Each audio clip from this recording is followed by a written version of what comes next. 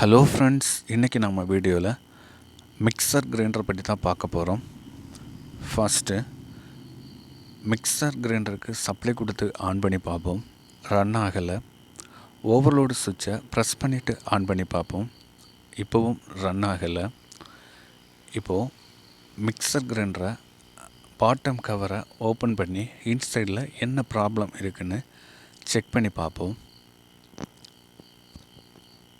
Screw எல்லாம் remove பண்ணி bottom கவரை ஓப்பன் பண்ணிட்டோம். இப்போ அந்த பாட்டம் கவரில் கனெக்ட் பண்ணியிருக்க அந்த ஓவர்லோடு சுவிட்சோட ஒயரை டிஸ்கனெக்ட் பண்ணுவோம். ஒயரை டிஸ்கனெக்ட் பண்ணும்போது ஓவர்லோடு சுவிட்சிலேருந்து இன்சைட்லேருந்து மொத்தமாக கலந்து வந்துடுச்சு. இப்போது இந்த ஓவர்லோடு சுவிட்சு தான் கம்ப்ளைண்ட்டாக இருந்துச்சு. பார்த்தீங்கன்னா உங்களுக்கு தெரியும். இதனால தான் இந்த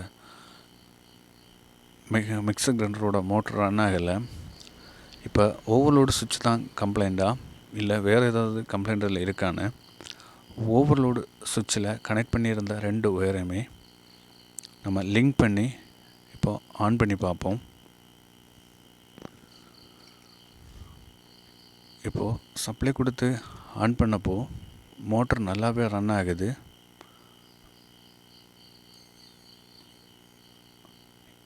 இப்போ இந்த மிக்சியில் வேறு எந்த ப்ராப்ளமும் இல்லை.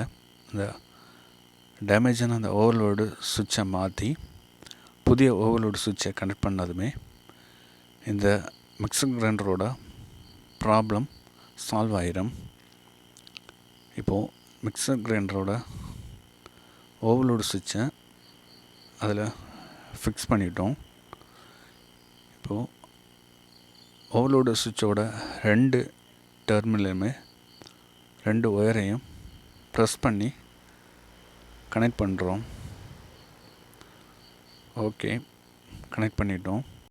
இப்போது மிக்சர் கிரைண்டரோட மெயின்ஸ் கார்டை கரெக்டாக அந்த ஸ்லாட் பார்த்து கனெக்ட் பண்ணி நம்ம இப்போது பாட்டம் கவரை க்ளோஸ் பண்ண போகிறோம். ஓகே, இப்போ க்ளோஸ் பண்ணிட்டோம்.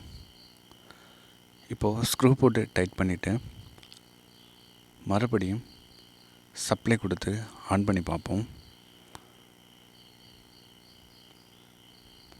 ஓகே, இப்போ சப்ளை கொடுத்து ஆன் பண்ணிட்டோம். மிக்ஸி நல்லாவே ரன் ஆகுது. ஓகே ஃப்ரெண்ட்ஸ், இந்த வீடியோ உங்களுக்கு பிடிச்சிருந்தா லைக் பண்ணுங்கள், ஷேர் பண்ணுங்கள், கமெண்ட் பண்ணுங்கள், மறக்காமல் சப்ஸ்கிரைப் பண்ணுங்கள்.